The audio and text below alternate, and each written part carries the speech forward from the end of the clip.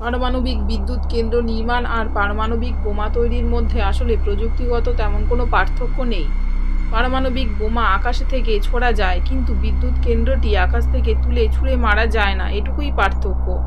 পারমাণবিক বিদ্যুৎ উৎপাদন কেন্দ্রের মূল কাজ হল ফিউশন প্রক্রিয়ায় তাপ উৎপন্ন করা, সেই তাপ দিয়ে জল গরম করে বাষ্প তৈরি করা, সেই বাষ্প দিয়ে জেনারেটরের সাথে যুক্ত টারবাইন বা পাখা ঘোরানো।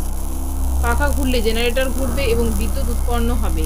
আচ্ছা, মূল আলোচনার আগে কয়েকটি ছোট্ট বিষয় জেনে নেওয়া দরকার, তাহলে বুঝতে খুব সহজ হবে। পরমাণু যে কোনো বস্তুর একটি ক্ষুদ্র কণা, যার ভেতরে থাকে তিনটি অতি ক্ষুদ্র কণা: electron negative charge, proton positive charge এবং নিউট্রন নিরপেক্ষ। ফিশন একটি চার্জবিহীন নিরপেক্ষ কণা যখন ইউরেনিয়াম অথবা প্লুটোনিয়ামের একটি অণুকে আঘাত করে, তখন অণুটি ভেঙে দুটি অণু তৈরি হয় এবং তাপ উৎপন্ন হয়। এই প্রক্রিয়াটি অনবরত চলতে থাকে এবং প্রচুর তাপ উৎপন্ন হতে থাকে। এই প্রক্রিয়াটি ফিশন। আসলে এই ফিশন প্রক্রিয়ায় রিয়াকশনের মাধ্যমে চেইন রিয়াকশন ঘটে। পারমাণবিক বোমা মূলত এই ফিশন এবং চেইন রিয়াকশনের ফলাফল মাত্র। চেইন রিয়াকশন একটি উদাহরণ: কয়েক হাজার ম্যাচের কাঠি একসঙ্গে বেঁধে একটিতে আগুন দিলে একটার পর একটা জ্বলে উঠবে এবং কয়েক সেকেন্ডের মধ্যেই বিশাল একটি আগুনের কুণ্ডলীর সৃষ্টি হবে। এটা এক ধরনের চেইন রিয়াকশন, অর্থাৎ চেইন বা শিকলের মতন একটার পর একটাতে ফিউশন ঘটতে থাকে এবং প্রচুর তাপ উৎপন্ন হতে থাকে। পারমাণবিক বিদ্যুৎ উৎপাদনের জ্বালানি হলো ইউরেনিয়াম ও প্লুটোনিয়াম। এই ইউরেনিয়াম এবং প্লুটোনিয়াম পদার্থগুলো খনিতে পাওয়া যায়, পাথর বা কয়লার টুকরোর সাথে লেগে থাকে এবং সেগুলোকে আলাদা করতে হয়, ঠিক সোনা রূপো বা অন্যান্য ধাতু যেভাবে সংগ্রহ করা হয়। কিন্তু ইউরেনিয়াম ও প্লুটোনিয়াম পদার্থগুলো উচ্চ মাত্রায় রেডিও অ্যাক্টিভ তেজস্ক্রিয় পদার্থ, অর্থাৎ সবসময় এগুলো থেকে অত্যন্ত তীক্ষ্ণ ও ক্ষতিকারক আলো বের হতে থাকে, যা খালি চোখে দেখা যায় না।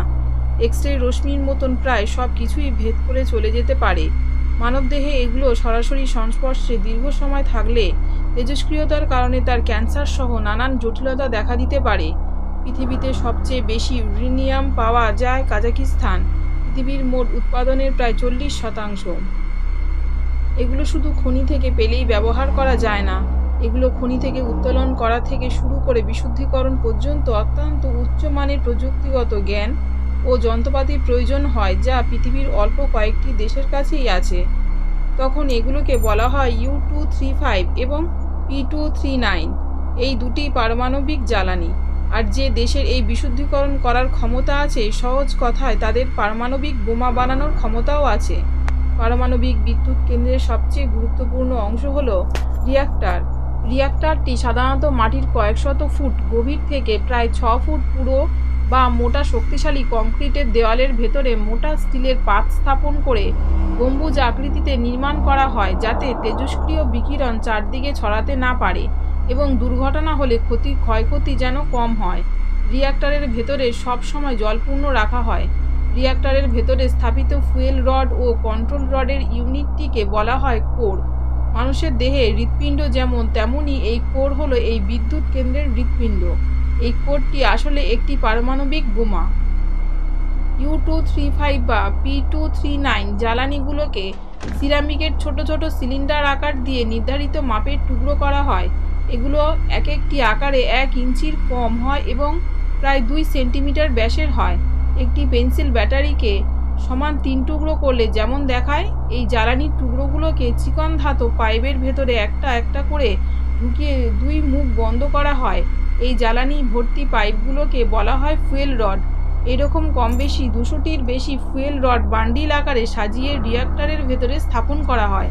বিদ্যুৎ কেন্দ্র তথা রিঅ্যাক্টরের আকার ও ধারণ ক্ষমতা অনুযায়ী এই রকম কয়েকশো থেকে 1000 বান্ডিল একসাথে সাজিয়ে তাতে ফিশন এবং চেইন রিয়াকশন ঘটানো হয়। ফুয়েল রড সাজানো হয়ে গেলে অবশ্যই পুরো কোরটি জল দিয়ে পূর্ণ করে রাখতে হয়।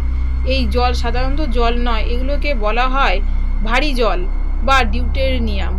এর সংকেত D2O। ভারী জল 101.4 ডিগ্রি সেলসিয়াস তাপমাত্রায় ফোটে। এই জল সাধারণত দুটি কাজ করে: রিঅ্যাক্টরকে ঠান্ডা রাখে এবং ফিশনের গতি কমায়। ফিশন এবং চেইন রিয়াকশনে সম্পূর্ণ বন্ধ করতে কোরের ভেতরে কন্ট্রোল রড প্রবেশ করানো হয়। কন্ট্রোল রড হিসাবে সাধারণত বোরন, সিলভার ইত্যাদি ধাতব রড ব্যবহার করা হয়। এগুলো থেকে অধিক নিউট্রন নিরপেক্ষ চার্জ কণা নির্গত হয়ে পুরো রাসায়নিক বিক্রিয়াটি অর্থাৎ ফিশন প্রক্রিয়ায় বন্ধ করে দেয়। অর্থাৎ কন্ট্রোল রড হলো পারমাণবিক রিঅ্যাক্টরের মেন সুইচ। পূর্বেই বলেছি যে ফিশন এবং চেইন রিয়াকশান শুরু হলে রিঅ্যাক্টরের ভেতরে কোর অংশে প্রচুর তাপ উৎপন্ন হয়। যেহেতু ভারী জল দিয়ে কোর টিউবটি বা প্রেসার ভ্যাসেলটি ভর্তি থাকে, তাই এই জল অনেক উচ্চ তাপে গরম হয় এবং একটি ধাতব পাইপ যার দুই মুখ বন্ধ থাকে সেটা এই প্রেসার ভ্যাসেলের সাথে যুক্ত থাকে। এই পাইপটি রিঅ্যাক্টরের ভেতরে আকারটি জল ভর্তি বিশাল পাত্রের ভিতরে প্রবেশ করানো থাকে। ফলে প্রেসার ভ্যাসেলের প্রচণ্ড গরম জলের পাইপের তাপে এই জল ফুটতে থাকে এবং প্রচুর বাষ্প তৈরি হয়। রান্না প্রেসার কুকারের বিষয়টি কল্পনা করুন। এই বাষ্পের চাপ আবার একটি পাইপের মাধ্যমে জেনারেটরের টারবাইন বা পাখায় গিয়ে চাপ সৃষ্টি করে। প্রচণ্ড গতিতে জেনারেটর ঘুরতে থাকে এবং জেনারেটর বিদ্যুৎ উৎপন্ন করতে থাকে। এই বিদ্যুৎ গিয়ে যুক্ত হয় জাতীয় গ্রিডে। টারবাইনের নিচে বাষ্প থেকে তৈরি হওয়া জলকে একটি কনডেন্সারে ঠান্ডা করে আবার কাজে ফিরিয়ে নেওয়া হয়, কিন্তু একটি বড় অংশ বাষ্প আকারে উড়ে যায়। তাই পারমাণবিক বিদ্যুৎ কেন্দ্রের কুলিং টাওয়ারের ওপর সবসময় বিশাল আকারের বাষ্পকুণ্ডলী উঠতে দেখা যায়। বিদ্যুৎ উৎপাদন কেন্দ্রের ক্ষমতা অনুযায়ী কুলিং টাওয়ারের সংখ্যা কম বেশি হয়ে থাকে। এই ধরনের বিদ্যুৎ কেন্দ্রের জন্য সারা বছর প্রচুর পরিমাণে জলের প্রয়োজন হয়।